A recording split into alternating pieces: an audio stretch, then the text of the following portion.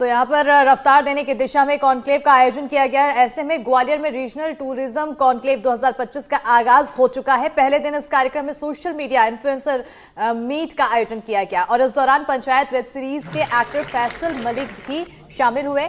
इस दौरान संस्कृति मंत्री धर्मेंद्र सिंह लोधी ने कहा कि हमारा मकसद सिर्फ एक है, राज्य को पर्यटन में देश में नंबर 1 बनाना है। इस कार्यक्रम में वाइल्ड लाइफ फोटोग्राफर भी शामिल हुए। तो वहीं फैसल मलिक ने बातचीत के दौरान कहा कि मध्य प्रदेश में आकर अपनापन जैसा लगता है। तो वहीं इस कार्यक्रम के आखिरी दिन आज सीएम मोहन यादव निवेशकों से 1-to-1 चर्चा भी करेंगे। इवेंट तो बहुत ही ज़्यादा अच्छा था जैसे ऑर्गेनाइज़ किया है, और ये आजकल के तारीख में तो बहुत ज़्यादा इम्पॉर्टेंट है कि हम लोग खुद हमारे देश के बारे में हम लोग देश विदेश तक पहुंचा दे। और एमपी एक ऐसा जगह है यहाँ पे भर भर के मंदिर है, आप लोग को किधर बाहर जाने की ज़रूरत नहीं है। इतने सारे हिस्टोरिकल साइट्स है यहाँ पर जो हम लोग सब लोग को दिखा सकते हैं। तो मैं एज़ यूजुअल सबको बोलती हूँ, एमपी के लोग बहुत लकी है क्योंकि ये बहुत ही स्पिरिचुअल डेस्टिनेशन है। आजकल ज़माना सोशल मीडिया का है और ये इन्फ्लुएंसर्स जो हैं इनकी आउटरीच इतनी बढ़िया है कि ये मतलब किसी भी चीज़ को अगर टच करेंगे तो वो सोना हो जाता है। तो इनकी चूँकि मिलियन फॉलोअर्स है, तो ये जो बात कहेंगे, इनकी एक पोस्ट हो, एक छोटी सी रील हो, वो तहलका मचा सकती है। तो हमारा इनके साथ ये हमारे ब्रांड एम्बेसडर्स हैं और हम चाहते हैं कि ये हमारे टूरिस्ट डेस्टिनेशंस को प्रमोट करें, हमारे कुजीन्स को प्रमोट करें, हमारे आर्ट एंड क्राफ्ट को प्रमोट करें और हमारे सोवेनियर्स को प्रमोट करें। बहुत अच्छा लगा, हमने बहुत सारी चीज़ें जानी कि एक इन्फ्लुएंसर के अंदर क्या क्या होना चाहिए, हम टूरिज़्म को कैसे प्रमोट कर सकते हैं, कौन कौन सी ऐसी नई जगह है जहां अभी तक हम गए नहीं हैं, हमें नए लोगों से मिलने का मौका मिला।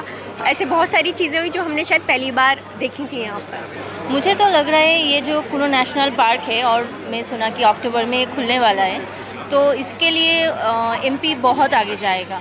आई होप कि एक ग्लोबल डेस्टिनेशन बनेगा फॉर वाइल्ड लाइफ, क्योंकि अभी कोई तो चीता तो अभी कोई फोटोग्राफी नहीं कर पाया है। तो जो अक्टूबर से शुरू होगा तब सभी में बहुत क्रेज़ है कि चीता का फ़ोटो उठाएं। जैसे मैं भी देख रही हूँ, ये ओकेशन बहुत बड़ा होने वाला है। ऐसे ही आप इनिशिएटिव ज़्यादा अवेयरनेस बहुत है सिस्टम को उन लोगों की जो जिनको हम कहते हैं इन्फ्लुएंसर, बट सर ने बड़ी अच्छी बात बोली कि एम्बेसडर हैं ये, तो आज उनको एक स्टेप आगे कर दिया। आप लोगों ने, हम ही लोगों ने उन सबको उनकी रिस्पॉन्सिबिलिटी ज़्यादा बढ़ा दिया।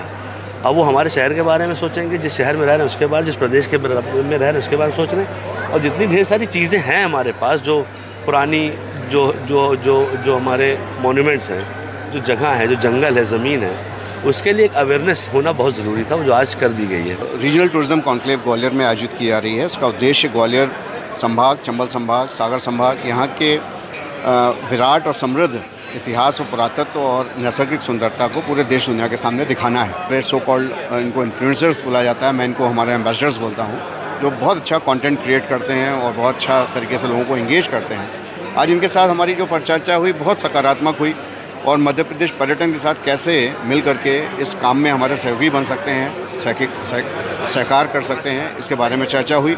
साथ ही हमारे जो पर्यटन स्थल हैं उन्हें साफ़ सुथरा रखने में, हमारे पर्यटन स्थलों पे जो महिलाएं आती हैं, महिला पर्यटक आती हैं, उनको कैसे सुरक्षित महसूस करने में, इन सारी बातों पे भी बहुत अच्छी चर्चा हुई। अब ग्वालियर रीजन में ये कॉन्क्लेव संपन्न होने जा रही है, तो ग्वालियर में पर्यटन किस प्रकार से बढ़े, ग्वालियर में कितने प्रकार की संभावनाएं हैं और पर्यटन की दृष्टि से ग्वालियर कितना महत्वपूर्ण है, इन सारी बातों का चिंतन मंथन करने के लिए ये ग्वालियर में रीजनल कॉन्क्लेव रखी गई है। ग्वालियर जिस प्रकार की ऐतिहासिक नगरी है, उस दृष्टि से ग्वालियर और चंबल में भी पर्यटन की असीम संभावनाएं हैं, और मुझे लगता है कि इस रीजनल कॉन्क्लेव के बहुत ही सुखद परिणाम देखने को मिले।